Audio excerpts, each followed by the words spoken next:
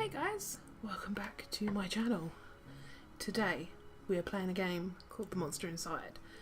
It's an audio-visual novella and it's in the Film Noir style. It's by Random Sea Games and it's not very long. Granted, I think it's about 25 minutes. And you can get it on Steam. I believe it's free on Steam at the moment. I'm presuming it's still free. I've had it for a while, so... But yes, so let's get on with this and see what it's all about.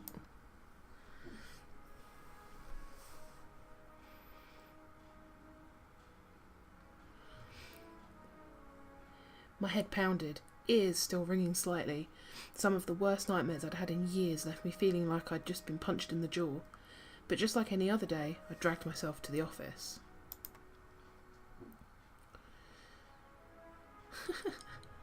Cosy little office.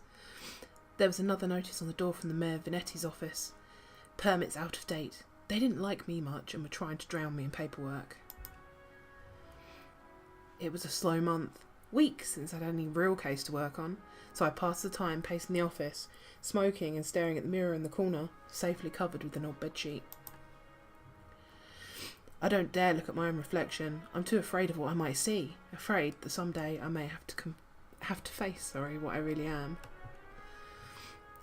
The girl came in so quiet, I nearly choked on my cigarette. Mister, please, you gotta help me, mister. Okay, so it's multiple choice as well, so I don't think your choices impact the game, but...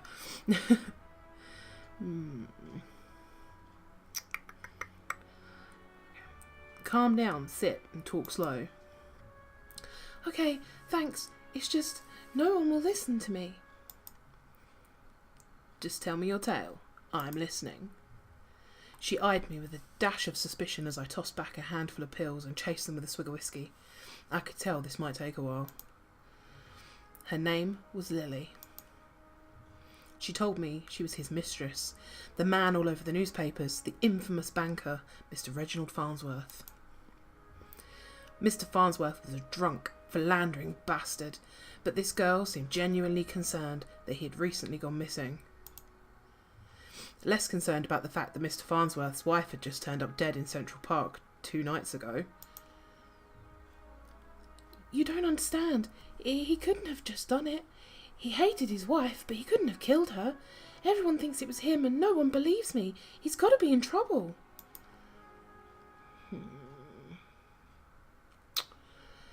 I ain't saying I believe you, but what makes you think he's in danger? Well, mister,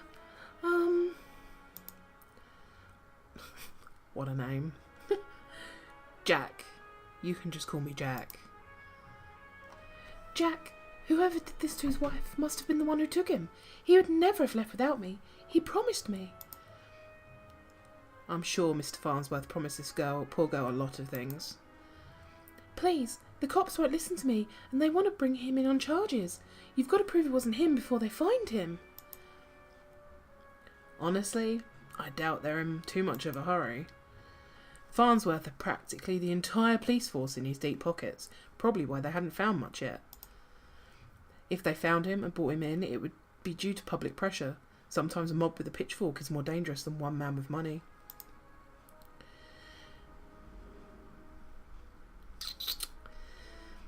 You've got my curiosity, but you might not like what I find. Oh, thank you, mister.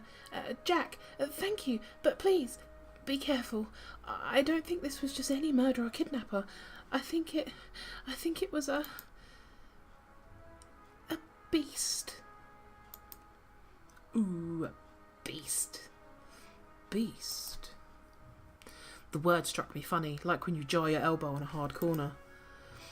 Not a word many use these days, except in hushed whispers and bedtime stories for children. Oh, they were real enough, all right. They just got better at hiding, controlling their unseemly urges. But I hadn't seen any monsters in nearly 15 years, back when I was still a cop myself.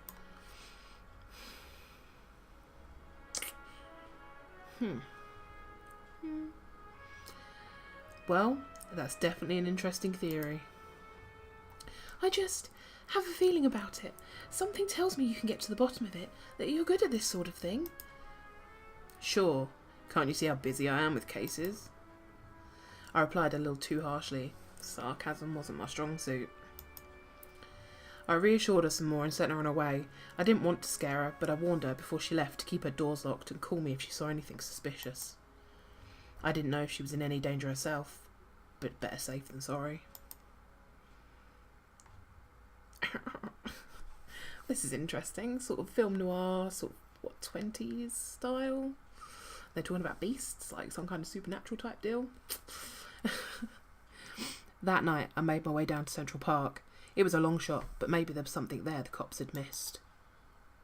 To the next chapter. The scene was already picked clean by the cops days ago, but I've got a knack of finding things that others overlook.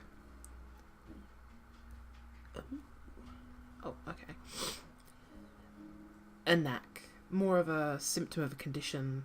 Other, less useful symptoms I kept in check. But for the time being, my keen sense of smell would come in handy. Speaking of sense of smell, the dog is sniffing near me, so...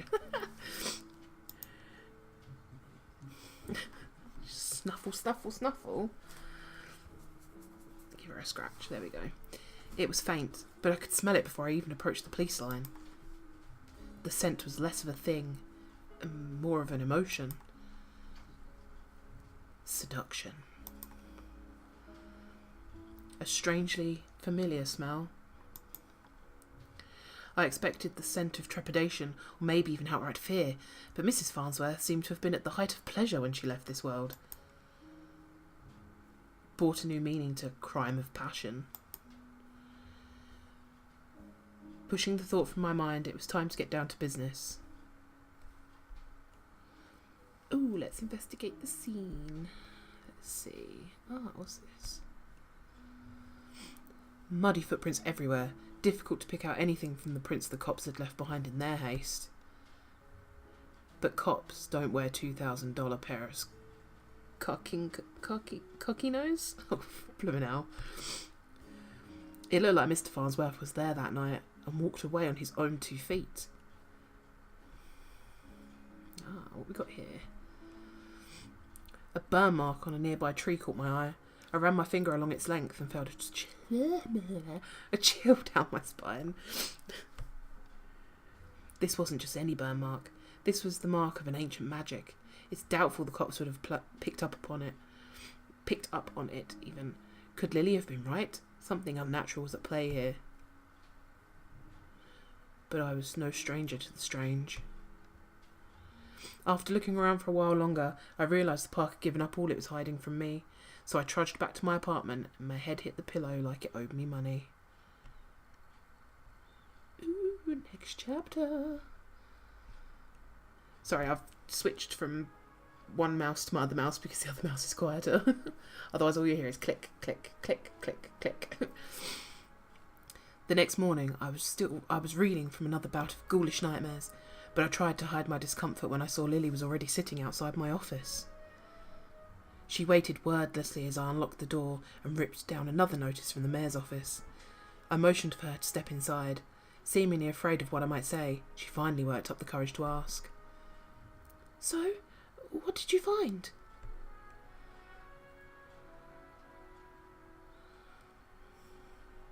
I've got some good news. Farnsworth might still be alive. I probably shouldn't have given her false hope like that, but she seemed like she needed something to hold on to right then. She didn't need to know about the mark on the tree. How do you know that? Where is he? Keep that one. There were signs that he was at the scene and slipped away. My tone was indifferent towards her as I turned and grabbed a bottle from my desk drawer. A dryness in my throat made it difficult to swallow my meds. But you don't know where he went? Do you think the news this morning is related? What news is that? Haven't you heard? Yeah, but maybe you should tell me what you know. They found the police chief's wife dead down by the docks. They say it happened last night. Let me guess. Chief Amato is missing too. My face may have just betrayed a hint of satisfaction as she confirmed my suspicions, but it faded quickly. Amato was a shit cop and a shit chief.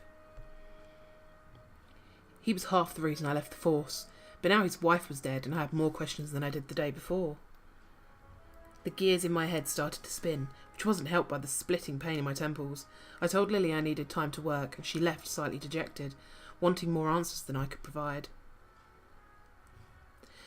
That night, after the cops had cleared out the docks, I'd slipped down to see what I could uncover concerning Mrs. Amato's untimely demise.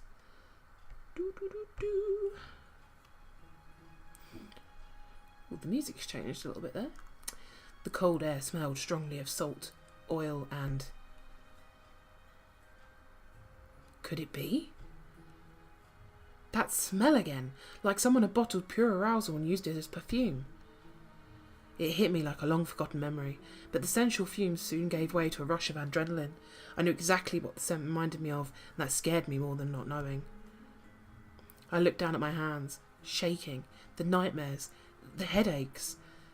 No, I was better now, reformed. I had to focus, no jumping to conclusions, follow the evidence. What we got here? Red Phoenix cigarettes. Same shitty brand I smoked every day. Everyone's got their vice. There, just there, the smallest piece of purple fabric, torn and caught in a splinter of the board. The police report didn't say anything about Mrs. Amato wearing purple, and it certainly was a quality that you wouldn't expect down here. Don't see too many high society types around flaunting royal purple threads. I pulled out my own pack of reds and lit up.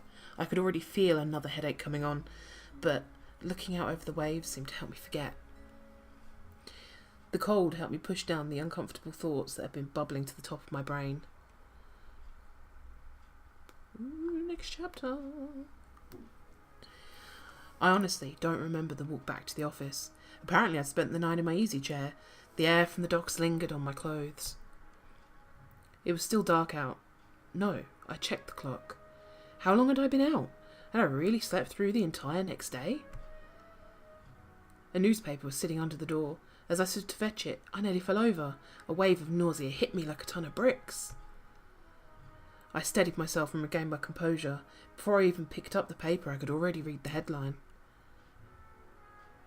Breaking, Mayor missing, wife found dead. 2 cases is a coincidence. 3 is a pattern. The cops would come asking questions soon. They knew I had a history of antagonising all the victims. I stumbled to my desk and slammed back 3 days' worth of inhibitor pills. I couldn't take any chances. I had to investigate the scene to be sure. I threw on my jacket and went to the door. Lily caught me off guard on the other side. Jack, where are you off to? I've been trying to reach you all day.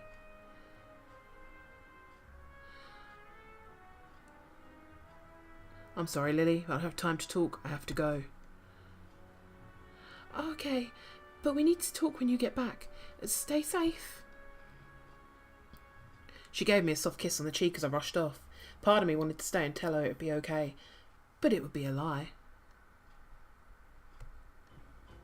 Dum, dum, dum, dum. Ominous music. The alley was located just behind the high-rise apartments where Mayor Vanetti and his wife lived. I could tell the police were spooked now. The crime scene was even sloppier than the last. They hadn't even bothered to submit the trash into evidence. Ooh, let's investigate the scene. Why wouldn't they at least look through the dumpster? It seemed untouched. Nobody wanted to do the dirty work. But I know how to find the good stuff. It really doesn't take long if you know what to look for. Lightweight bags usually mean someone was dumping documents. If you were lucky, they didn't bother to shred them. Jackpot. Shell companies, shady stock trades, bribes. I knew Mayor Vanetti was crooked, but this was unbelievable. And there was more. Letters between Mayor Vanetti and the Chief Amato, talking about me. How they were trying to get me to shut down. They didn't like me snooping around crime scenes all the time. Well, they weren't here to stop me snooping around this one. What else we got? Dun, dun, dun, dun. Vanetti's car. If he's still alive, why would he have left... Try that again. If he's still alive, why wouldn't he have left in his car? It didn't make any sense. I honestly wasn't too motivated to find him, but the stakes were too high. My bet was edging towards the unthinkable. As I searched around for anything that might assuage my fears, I caught the scent again. It overwhelmed my other senses with undulating pleasure. It was intoxicating. A weapon used on the weak-willed. A weapon I knew all too well, though it had been many years since I'd used it. Was there another like me? Was I being framed? It wasn't possible, was it? I was taking my inhibitors. I was reformed. But the nightmares, the headaches, the memory lapses, I couldn't even trust myself. I started to walk back out of the alley when something caught my eye. A watch. Not just any watch, though. My watch. How long had my wrist been bare? Surely I dropped it when I first came down the alley. I checked the time just before I left the office, didn't I? Or had I used the wall clock? I couldn't be sure. I couldn't be sure of anything. So I ran. Ooh. So it sounds like we're being framed. Looks like we're being framed for something, but then we have some self-doubt about whether we could have done it.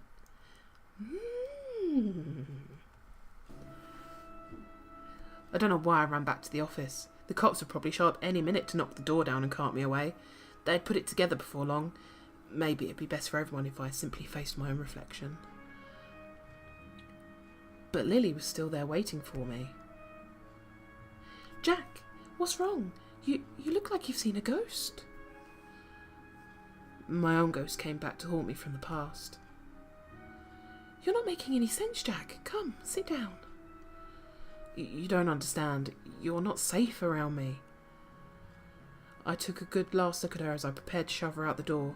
I noticed she was wearing the same thing she had when she first came into my office 3 days ago.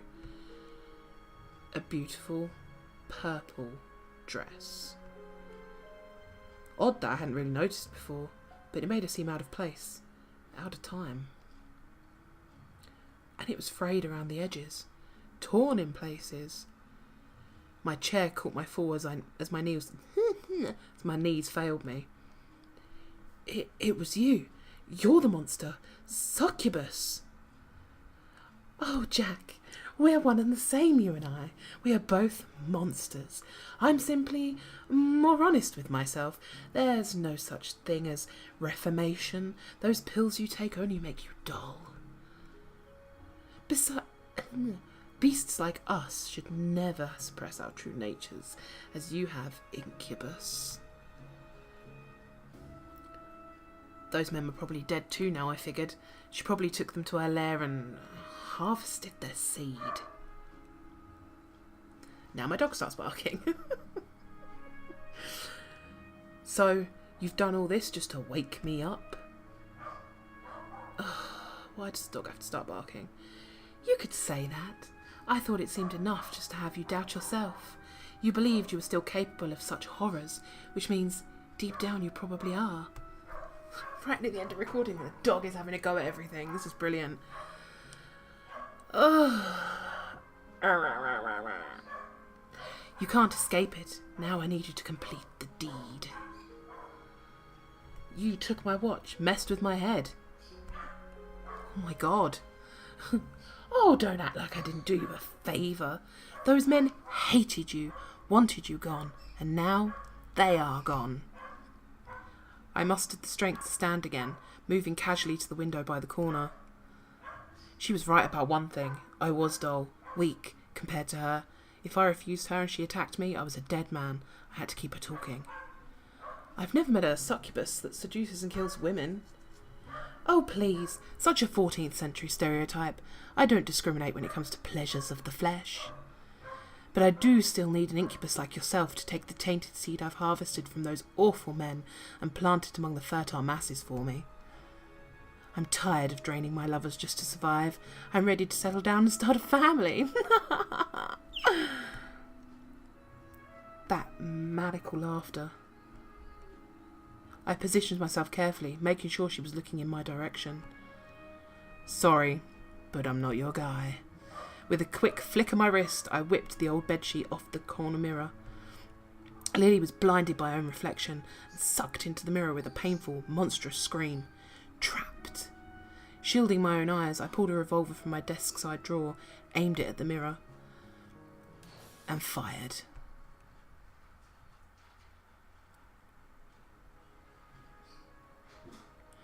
That is the monster inside. Not bad. Can we skip this? Yes, we can. There we go. More games from Random Seed. But that was the monster inside. So, yeah, thank you for watching this video. If you liked it, don't forget to hit like, subscribe, and comment. Leave me some comments. I love comments. And don't forget to follow me on Twitter. And, yeah, I guess I will see you guys in the next video. See you later. Thank